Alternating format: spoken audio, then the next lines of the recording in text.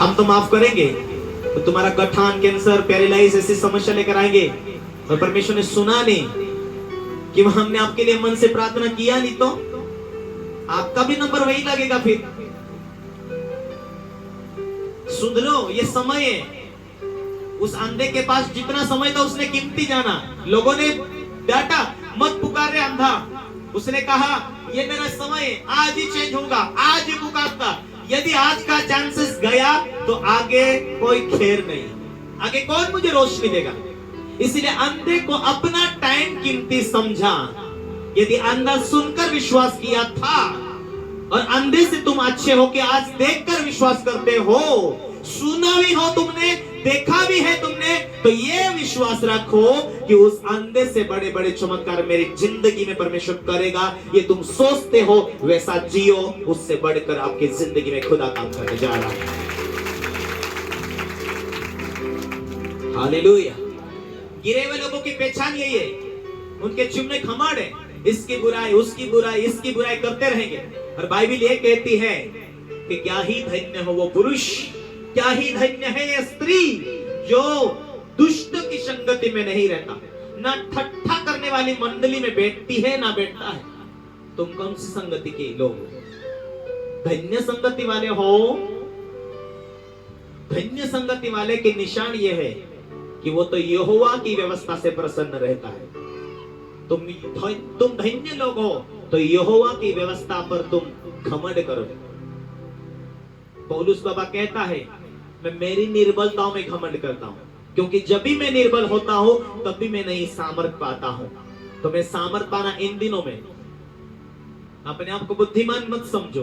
Bible ये कहती कि अपने आप जो बुद्धिमान समझते हैं, हालेलुया हालेलुया। इब्रानी 1:9 में कहता, तूने धर्म से प्रेम रखा, अधर्म से बैर किया, इसीलिए तुझे परमेश्वर ने भी अपने साथियों से बढ़कर तुझे हर्ष रूप से तेल से तेरा अभिषेक किया। तू धार्मिकता से प्रेम कर, तुझे बढ़ना है तो। तू धार्मिकता का दीवाना बन, तुझे चमत्कार देखना है तो। पागल समझते लोग, समझने दे। को बंद ना कर, प्रार्थना को बंद ना कर। बुरी संगति वाले तुझे अपनी ओर खींचना चाहेंगे, लेकिन पास्टर के एक एक लफ्ज, एक एक बातों के ऊपर ध्यान देना।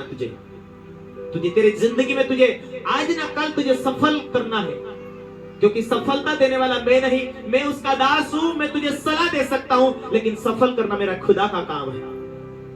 तुझे इस बीमारी से लाइफ टाइम के लिए छूटना है। तुझे मालूम है कि मैं परमेश्वर की सेवा में हूं।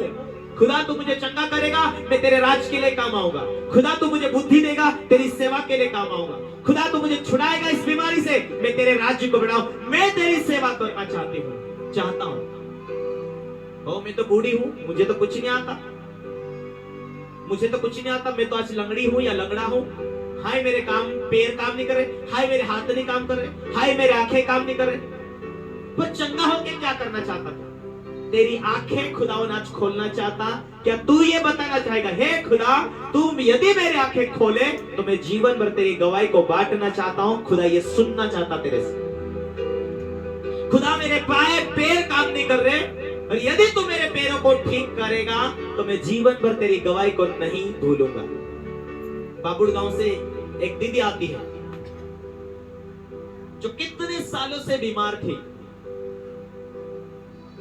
और वो काम धंधे से बंद थी उस टाइम में। उसने कहा, पापा जी यदि परमेश्वर मुझे छुएगा, मुझे चंगा करेगा तो मैं गवाही दूंगी। 1 पॉइंट, मरते दम तक गवाही दूंगी। दूसरी, जो मेरा कमाई आएगा उसका 10वां हिस्सा बनाकर रखूंगी। 2 पॉइंट, और जब तक मैं जिंदा हूं मैं तो मेरे घर में प्रार्थना करूंगी, लेकिन लोग भी आएंगे उनके लिए भी प्रार्थना करूंगी, और यीशु जिंदा है ये बताऊंगी। 3 बातें उसने बोल के गया। आज वो 3-4 साल हो गई, ना तो कोई बीमारी उसे छुआ।